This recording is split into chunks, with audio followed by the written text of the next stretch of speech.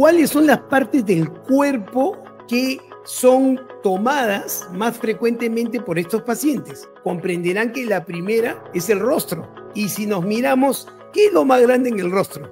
La nariz. Entonces la nariz será muy frecuente dentro del trastorno dimórfico corporal. Entonces deben conocer a personas que se han operado la nariz 1, 2, 3, 10 veces, pensando que es muy grande, o pensando que los orificios son muy amplios, o pensando que el tabique forma una montura muy importante, y entonces me voy achicando la nariz, hasta que llega un momento en que parezco un muñeco. Esa nariz no se corresponde con mi apariencia en general.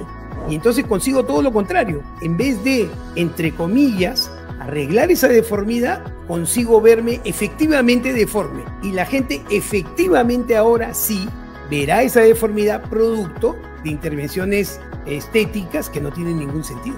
La otra parte del rostro que es frecuente en este tipo de pacientes es el cutis. Más aún si tengo acné, arrugas o otras imperfecciones, eso me va a tener sumamente preocupado. Y entonces van a ser esas personas que ustedes conocen que tienen una capa de cosméticos sobre el rostro para tapar absolutamente todo. Y ustedes se dan cuenta porque la cara tiene un color y el cuello tiene otro color. Y es supuestamente para que no se vea algo que, como les digo, puede ser imperceptible. La otra parte del cuerpo que es también importante es el cabello. Entonces, el cabello se vuelve una obsesión. Comienzo a ver que mi cabello de repente es muy ralo, o de repente muy grueso, o de repente muy grasoso, o de repente muy seco, o de repente produce mucha caspa, o de repente está muy débil.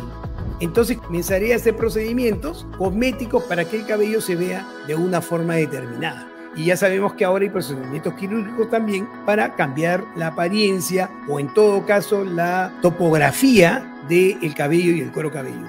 Luego viene la apariencia de la piel en general y las venas, las estrías, ¿no es cierto? O de repente, para mí, ¿no? Yo percibo que las venas de mi antebrazo son muy verdes, se ven mucho. O de repente veo que las venas de mis piernas están muy hinchadas. Joven, ¿ah? Y entonces eso hace que yo cambie mi forma de vestir. Ya jamás se me ocurrirá usar un short. Y si es una mujer, jamás usará una falda. Y así todo seguirá buscando alternativas para poder solucionar ese problema.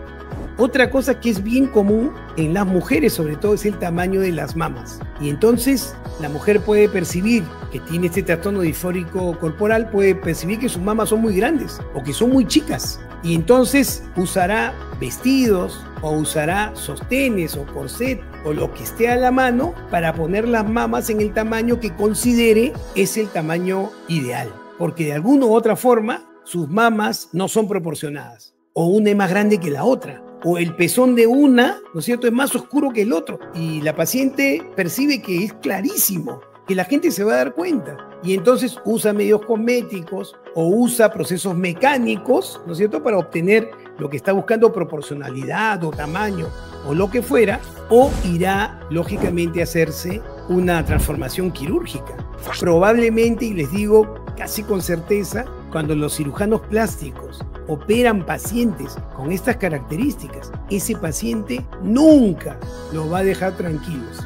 Siempre van a reclamar que es muy chico, que es muy grande, que es muy ancho, que es muy gordo, porque efectivamente no hay forma, si estamos frente a este trastorno, que el paciente quede satisfecho con una operación. Es más, puede quedar satisfecho inicialmente y después, nada. Mire lo que me ha hecho. Entonces, mucho cuidado con esto. Otro trastorno temático común en los hombres es el tamaño de los músculos. Y vean ustedes, mis queridos padres de familia que me están escuchando, ¿se han dado cuenta que se ha puesto de moda que los adolescentes quieran verse grandes, musculosos? ¿Se han dado cuenta que hoy es sumamente frecuente el uso de proteínas, aminoácidos, óxido nítrico, cualquier cosa que haga que el músculo crezca, que el acceso a productos hormonales para hacer crecer el músculo es cada vez más precoz en la edad, es cada vez más frecuente en los adolescentes? Y esto es justamente porque,